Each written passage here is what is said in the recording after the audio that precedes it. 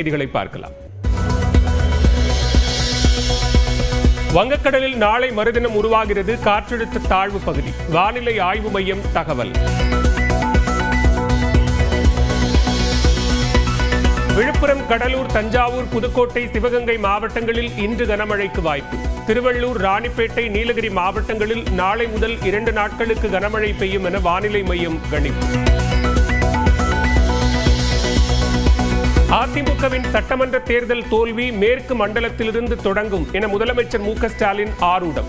அரசின் திட்டத்தை எதிர்த்து வழக்கு தொடர்ந்த சி.வி. சண்முகத்திற்கு 10 லட்சம் ரூபாய் அபராதம் விதித்தது அவமானமாக இல்லையா என்றும் கேள்வி. மக்கள் நலத்திட்டங்களுக்கு தடை விதிக்க நீதிமன்றம் போனாரு. அரசியல் காழ்ப்புணர்ச்சியை தீர்த்துக்க நீதிமன்றத்தை நாடுறது தப்புன்னு சொன்னது மட்டும் இல்ல, முன்னாள் அமைச்சர் சி.வி. சண்முகம் 10 லட்சம் ரூபாய் நன்கொடை தருமாறு மாண்புமிகு உச்சநீதிமன்றம் ஃபைன் போட்டு அனுப்பிட்டாங்க. இது உங்களுக்கு அவமானமா இல்லையா? சென்னையில் முதல் முறையாக குளிர்சாதன மின்சார பேருந்து சேவையை தொடங்கி வைத்தார் துணை முதலமைச்சர் உதயநிதி ஸ்டாலின். ஒட்டுமொத்தமாக 55 குளிர்சாதன பேருந்துகள் இயக்கம்.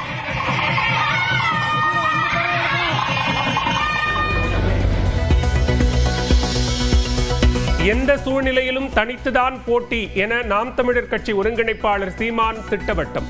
ஏற்கனவே 36 லட்சம் வாக்குகள் வாங்கிய நிலையில் மேலும் 36 லட்சம் வாக்குகள் கிடைக்கும் என நம்பிக்கை. ஜெயலலிதாவும் பிரேமலதாவும் இருக்கும் படத்தை முகநூலில் பகிர்ந்த எல்.கே. சுதீஷ். ஜெயலலிதா போன்று சிங்கப்பெண் என பொருள்படும் விதத்தில் பகிர்ந்ததாக எல்.கே. சுதீஷ் விளக்கம். வாக்கு திருட்டு குறித்து புகார் அளிக்க தேர்தல் ஆணையம் நோக்கி சென்ற ராகுல் காந்தி சுமார் 300 எம்பிக்களுடன் தடுத்து நிறுத்தப்பட்டு கைது.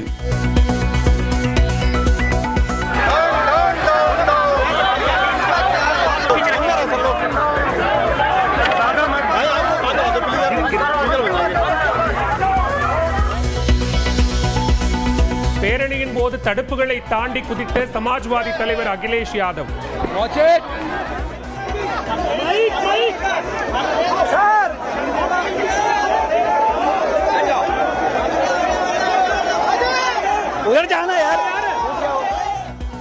தமிழ்நாட்டைச் சேர்ந்த கனிமொழி, திருச்சி சிவா உள்ளிட்ட எம்பிக்களும் போராட்டம்.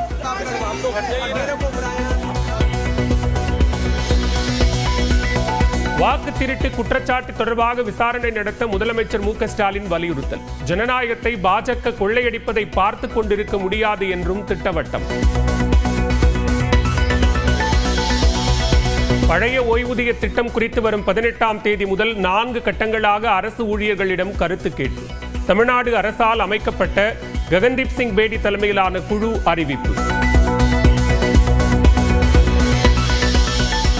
கிருஷ்ணகிரி மாவட்டம் சூளகிரி அருகே தென்பெண்ணை ஆற்றை ஆபத்தான முறையில் கடக்கும் பொதுமக்கள். தரைப்பாலத்திற்கு பதிலாக உயர்மட்ட பாலம் அமைக்க கோரிக்கை.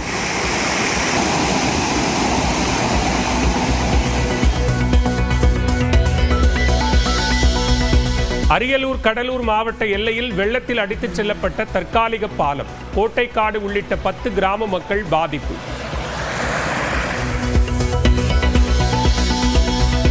திருவண்ணாமலை மாவட்டம் வேட்டவலத்தில் மாமியாரை கழுத்தை நெரித்து கொன்ற மருமகள். குடும்ப தகராறில் கொன்றுவிட்டு காவல் நிலையத்தில் சரண். டெல்லியில் நாடாளுமன்ற உறுப்பினர்களுக்காக கட்டப்பட்டுள்ள அதிநவீன அடுக்குமாடி குடியிருப்புகள் பிரதமர் நரேந்திர மோடி திறந்து வைத்தார். தலைநகர் டெல்லியில் குடியிருப்பு பகுதியில் இருந்து தெருநாய்களை பிடித்து காப்பகங்களில் அடைக்க வேண்டும். உள்ளாட்சி அமைப்புகளுக்கு 8 வாரங்கள் கெடு விதித்து உச்சநீதிமன்றம் உத்தரவு. பீகார் துணை முதலமைச்சர் விஜய் சின்ஹாவுக்கு தேர்தல் ஆணையம் நோட்டீஸ். 2 வாக்காளர் அட்டை வைத்திருப்பது தொடர்பாக விளக்கம் அளிக்க உத்தரவு. பாலஸ்தீனத்தை தனி நாடாக அங்கீகரிக்கிறது ஆஸ்திரேலியா. பிரதமர் அந்தோனி அல்பேன்ஸ் அறிவிப்பு. காசா மீதான இஸ்ரேல் தாக்குதலில் பத்திரிகையாளர்கள் 5 பேர் உயிரிழப்பு. குறிவைத்து படுகொலை செய்யப்பட்டதாக அல் ஜசீரா குற்றச்சாட்டு. செய்திகளை பார்க்கலாம். வங்கக்கடலில் நாளை மறுதினம் உருவாகிறது காற்றழுத்த தாழ்வு பகுதி. வானிலை ஆய்வு மையம் தகவல். விழுப்புரம், கடலூர், தஞ்சாவூர், புதுக்கோட்டை, சிவகங்கை மாவட்டங்களில் இன்று கனமழைக்கு வாய்ப்பு. திருவள்ளூர், ராணிப்பேட்டை, நீலகிரி மாவட்டங்களில் நாளை முதல் 2 நாட்களுக்கு கனமழை பெய்யும் என வானிலை மையம் கணிப்பு. அதிமுகவின் சட்டமன்ற தேர்தல் தோல்வி மேற்கு மண்டலத்திலிருந்து தொடங்கும் என முதலமைச்சர் மு க ஸ்டாலின் ஆரூடம். அரசின் திட்டத்தை எதிர்த்து வழக்கு தொடர்ந்த சி.வி. சண்முகத்திற்கு 10 லட்சம் ரூபாய் அபராதம் விதித்தது அவமானமாக இல்லையா என்றும் கேள்வி. மக்கள் நலத்திட்டங்களுக்கு தடை விதிக்க நீதிமன்றம் போனாரு.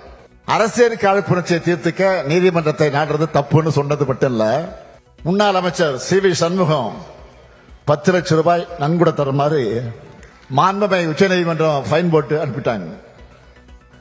இது உங்களுக்கு அவமானமா இல்லையா? சென்னையில் முதல் முறையாக குளிர்சாதன மின்சார பேருந்து சேவையை தொடங்கி வைத்தார் துணை முதலமைச்சர் உதயநிதி ஸ்டாலின். ஒட்டுமொத்தமாக 55 குளிர்சாதன பேருந்துகள் இயக்கம்.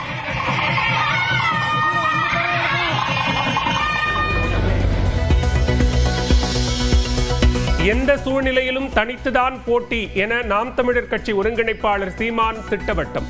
ஏற்கனவே 36 லட்சம் வாக்குகள் வாங்கிய நிலையில் மேலும் 36 லட்சம் வாக்குகள் கிடைக்கும் என நம்பிக்கை.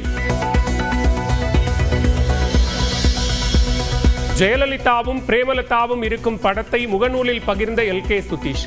ஜெயலலிதா போன்று சிங்கப்பெண் என பொருள்படும் விதத்தில் பகிர்ந்ததாக எல்.கே. சுதீஷ் விளக்கம். வாக்கு திருட்டு குறித்து புகார் அளிக்க தேர்தல் ஆணையம் நோக்கி சென்ற ராகுல் காந்தி சுமார் 300 எம்பிக்களுடன் தடுத்து நிறுத்தப்பட்டு கைது.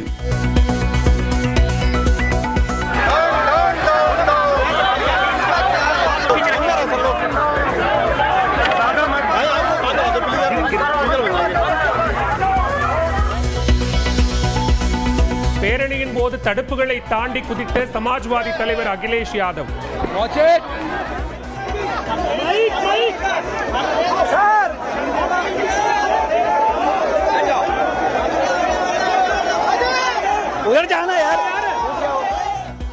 தமிழ்நாட்டைச் சேர்ந்த கனிமொழி, திருச்சி சிவா உள்ளிட்ட எம்பிக்களும் போராட்டம்.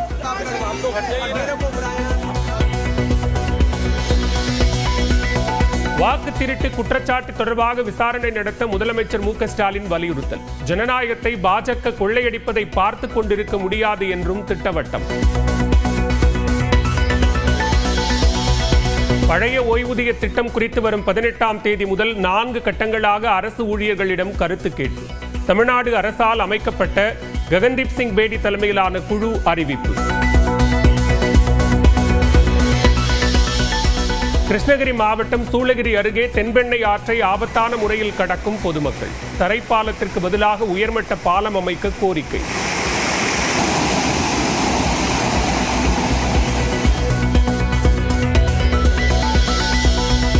அரியலூர், கடலூர் மாவட்ட எல்லையில் வெள்ளத்தில் அடித்துச் செல்லப்பட்ட தற்காலிக பாலம். கோட்டைக்காடு உள்ளிட்ட 10 கிராம மக்கள் பாதிப்பு.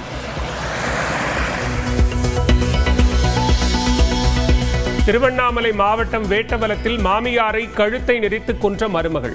குடும்ப தகராறில் கொன்றுவிட்டு காவல் நிலையத்தில் சரண். டெல்லியில் நாடாளுமன்ற உறுப்பினர்களுக்காக கட்டப்பட்டுள்ள அதிநவீன அடுக்குமாடி குடியிருப்புகள் பிரதமர் நரேந்திர மோடி திறந்து வைத்தார்.